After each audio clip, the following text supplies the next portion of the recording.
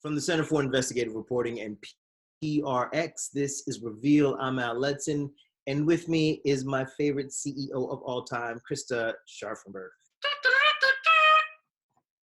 Like that? You got a little music intro and everything? It's great. Thank you, Al. I know, I'm multi-talented. We all knew that already. So,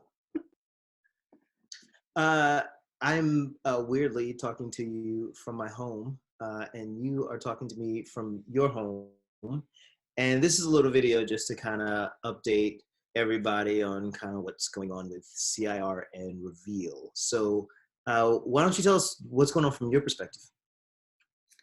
Well, it's different for sure, being so far away from everybody, but the team has really just pulled together in amazing ways. I think we've transitioned the whole newsroom almost to working on coronavirus over the last couple of weeks.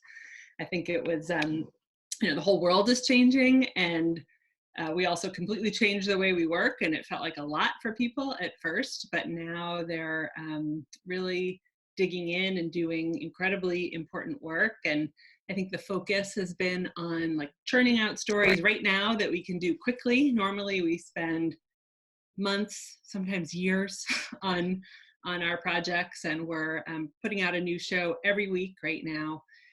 But finally at the point where we can start thinking a little bit longer term, like what are the big signature investigations that we want to dig into for the months and years to come, really, to try to answer the question about how we ended up here, what's gone wrong, how we can avoid this in the future.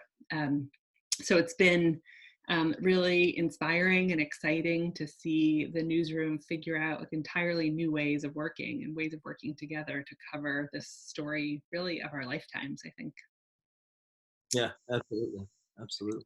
And what about you? You all the times in all the time we've worked together, there have been some big events in this country and in the world, and I feel like you always end up delivering something really original, your own take on the big crises that we face as a country. And obviously Reveal's a huge team effort. It's not just Al Letson, although sometimes people think that, but you are in a position to really put a unique stamp, I think, on the reporting that we do. And I'm just curious what you're thinking about as we're churning out these stories. I'm thinking a lot about how the world changed after 9/11.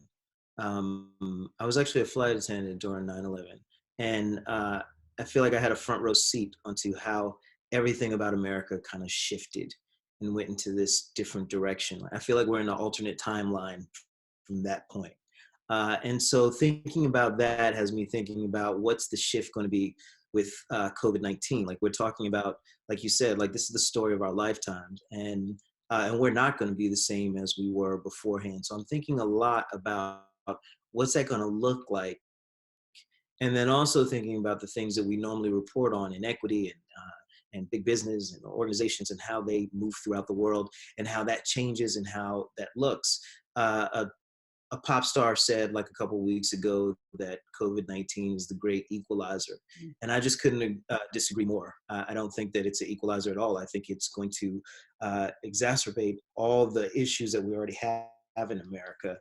The fact that you and I can work from home and we're still getting a paycheck is a point of extreme privilege. And so for me, I'm thinking about people who are less privileged and what is it going to look like for them and how's that going to shake out. I'm also thinking about the things that we normally cover, like immigration. It's really interesting to me that like we can have this conversation in the country, coming from the White House about, wanting to get rid of all people who are undocumented here in America. And now we see that a lot of those people are what you classify as essential workers. And they're being frozen out of getting any kind of money, any kind of relief in all of this.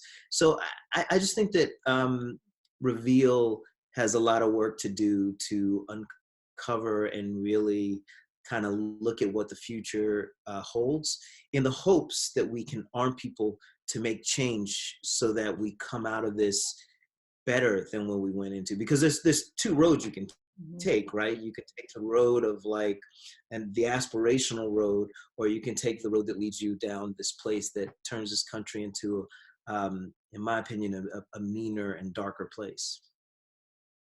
Mm. Well, that's a big part of my job is raising the money and making sure we can keep doing our work. And so I'm here to support you in that and really excited to see what the team comes up with through the rest of the Yes, year. I'm really Thank you. you come up where it's going. Good point.